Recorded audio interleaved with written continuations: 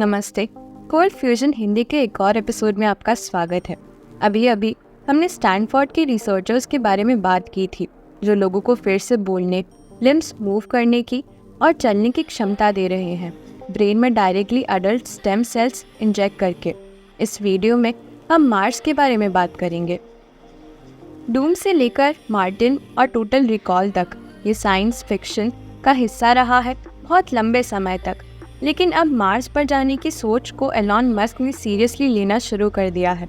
तो क्या हो रहा है? एलॉन मस्क ने अभी अपने प्लान्स अनाउंस किए हैं मार्स को कॉलोनाइज करने के लिए। उनका कहना है कि वो 2024 तक मार्स पर ह्यूमंस पहुंचा सकते हैं और वही टेक्नोलॉजी यूज़ कर सकते हैं लोगों को दुनिया में कहीं भी 1 घंटे के अंदर पहुंचाने के लिए। ये सब कुछ एक स्पेसक्राफ्ट का यूज़ करके किया जाएगा, जिसका नाम कोड नेम BFR है। एडिलेड, ऑस्ट्रेलिया में इंटरनेशनल एस्ट्रोनॉमिकल कांग्रेस में मस्क ने अपना प्लान आउटलाइन किया। यह पहली बार नहीं है जब उन्होंने मार्स के बारे में बात की है। उन्होंने पहली बार 2001 में मार्स में पब्लिक इंटरेस्ट एक्सप्रेस की थी और पिछले साल उन्होंने दावा किया था कि 1 मिलियन लोग मार्स पर हो सकते हैं 2060 तक। ये लेटेस्ट अनाउंसमेंट उसी प्लान का फाइन ट्यूनिंग था। तो यहाँ पर रन डाउन है। BFR 100 मीटर्स लंबा होगा 31 इंजन्स के साथ, जो एक पेलोड को 4000 टन से ज़्यादा स्पेस में लिफ्ट कर सकता है। इन इंजन्स में से हर एक में मल्टीपल रिडंडेंसीज बिल्ड इन होंगी, जिससे फेलियर्स की प्रोबेबिलिटी 0 की तरफ ले जाने की कोशिश की जाएगी। BFR थोड़ा बड़ा है सैटर्न V रॉकेट से, जो एस्ट्रोनॉट्स को मून पर ले गया था अपोलो मिशन के दौरान। आपको एक आइडिया देने के लिए ये एक कार्गो पेलोड कैरी कर सकता है, जिसका लिविंग स्पेस 8 स्टोरीज टॉल है और holds more volume than Airbus A380 passengers cabin.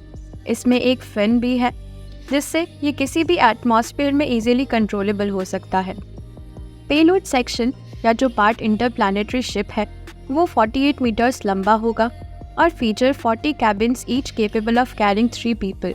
इसके बावजूद मस्क का कहना है कि ओवरऑल कॉस्ट मच चीपर होगी अदर देन लॉन्च व्हीकल्स जो करंटली अवेलेबल हैं, क्योंकि ये एक सेफली रिटर्न टू अर्थ कर सकता है और रीयूज हो सकता है। उन्होंने एक एग्जाम्पल दिया throwing away a $2 million Cessna light aircraft के बाद हर एक 1 वे ट्रिप के, instead of investing in a large passenger jet and footing the bill for a $500,000 return trip. Point ये है कि although the initial capital is higher, long run में jet much cheaper निकलेगा। एक केस में आपको एक इंटैक्ट एयरक्राफ्ट बिल्ड करना पड़ेगा, दूसरे केस में आपको सिर्फ कुछ रिफ्यूल करना पड़ेगा। तो ये रियली क्रेजी है कि हम स्टिफ स्टेटेड रॉकेट्स बनाएंगे और फिर उन्हें क्रैश कर देंगे हर बार जब हम फ्लाई करेंगे। ये मैट मस्क की बिलीव है कि वो 2022 तक 2 BFR कार्गो शिप मार्स पर भेज सकते हैं। पहले 2 क्रूड क्राफ्ट्स जो 2 ईयर्स लेटर टच डाउन कर सकते हैं। प्रेजेंटेशन में उन्होंने बात की कि कैसे BFR को अदर वेज में यूज़ किया जा सकता है।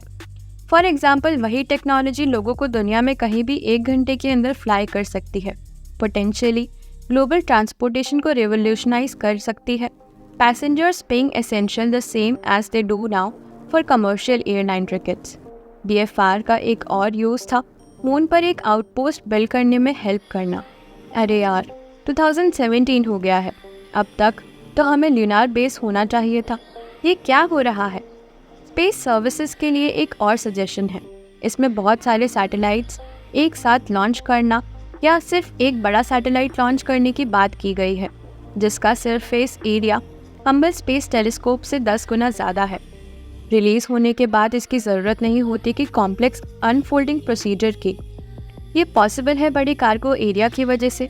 आइडिया को आगे लेते हुए पुराने सैटेलाइट्स और स्पेस डेब्रिस को कम कॉस्ट पर कलेक्ट किया जा सकता है। BFI का कंस्ट्रक्शन 2018 में शुरू होने वाला है और इंजन्स बनाने वाली मशीनरी ऑलरेडी ऑर्डर कर दी गई है और रास्ते में है। अंतिम लक्ष्य ये है कि अर्थ के ऑर्बिट में होल्डिंग पैटर्न में हज़ारों शिप्स हों।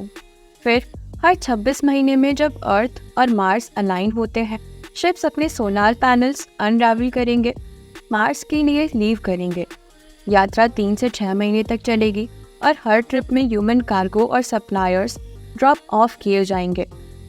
तो बहुत सारे लोग डाउटफुल हैं कि क्या ये टाइमलाइन रियलिस्टिक है या पॉसिबल भी है या नहीं। एलॉन मस्क की कंपनी स्पेस एक्स उनके प्रॉमिस के लिए फाल्कन हैवी रॉकेट पर कम से कम 5 साल लेट हो चुकी है, लेकिन फिर भी कुछ एक्सपर्ट्स होपफुल हैं। बॉबी ब्राउन, नासा के फॉर्मर चीफ टेक्नोलॉजिस्ट, ने कहा, जबकि टाइमलाइन और कैपेबिलिटीज ज़रूर एम्बिशियस हैं, मैं यूएस इंडस्ट्री की एबिलिटी पर बुलिश हूँ चैलेंजिंग और far reaching goals carry out करने की। प्राइवेट सेक्टर को इस तरह लीड करते हुए देखना बहुत अच्छा लगता है और मुझे उम्मीद है कि हम इसका और देखेंगे।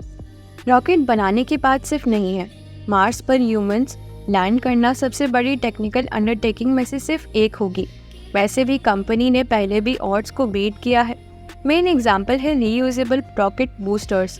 प्रोजेक्ट के लिए पे करने के लिए मस्क का प्लान ये है कि स्पेस एक्स ओल्डर फाल्कन 9 और ड्रैगन कैप्सूल्स का एक स्टॉक पाइल बिल्ड करेगी और जितना हो सके उतना स्पेस सेल करेगी कार्गो मिशन के लिए। सैटेलाइट्स लॉन्च करने और स्पेस स्टेशन सर्विस करने से आई हुई रेवेन्यू बीएफआर की तरफ जाएगी, जिस पर कंपनी अब अपना ध्यान फोकस करेगी। अभी के हिसाब से, ह्यूमन स्टैंडर्ड्स के हिसाब से मार्स तुम्हें मार देगा। उसका एयर अनब्रीदेबल है और उसका अधिकतर पानी सब सरफेस आइस डिपॉजिट्स में से है। ये सच्चाई बनाने के लिए बहुत काम करना पड़ेगा, लेकिन लगता है कि ये पॉसिबल हो सकता है। 2016 के पेपर में नासा ने डिटेल में बताया था कि कैसे मार्स कॉलोनी को इनेबल किया जा सकता है। उनके डाटा से जो मार्स रोवर से मिला था, नासा के हिसाब से मार्स पर अभी तक जाने वाले रिसोर्सेज बहुत बड़े हैं, जिसमें एक्सटेंसिव क्वांटिटीज ऑफ वाटर और कार्बन डाइऑक्साइड शामिल है। इसीलिए कार्बन, हाइड्रोजन और ऑक्सीजन, लाइफ सपोर्ट, फ्यूल्स और प्लास्टिक और बहुत कुछ के लिए। Recent technologies combined with the vast natural resources should be enabled seriously pre and post human arrival। ये सब बहुत लंबा शॉट लग रहा है, लेकिन इतनी देर पहले एयर ट्रैवल पॉसिबल होने की सोच भी नहीं थी। तो मुझे जानना है कि तुम लोग क्या सोचते हो। क्या तुम्हें लगता है कि ये पॉसिबल होगा, या क्या तुम्हें लगता है कि अनफॉर्सीन चैलेंजेस प्रोजेक्ट को रोक देंगे? मुझे पर्सनली लगता है कि बीएफआर एक अच्छा आइडिया है, एक स्टैंडर्डाइज्ड रॉकेट जो बहुत सारे स्पेस सर्विस कैरी आउट कर सकता है, और मुझे लगता है कि कम से कम प्लान का वो हिस्सा आगे बढ़ाएगा। तो चलो इस वीडियो को कुछ इमेजेस के साथ बंद करते हैं। एलियन प्लैनेट की एचडी ग्लोरी की, जो नासा और मार्स रोवर्स ने हमें दी है। ये रहा टू गो गो हील। तुम कोल्ड फ्यूजन हिंदी देख रहे हो। अगर तुम इस चैनल पर गलती से आए हो तो फील फ्री टू सब्सक्राइब। धन्यवाद देखने के लिए, और देखते हैं कि फ्यूचर में क्या होता है।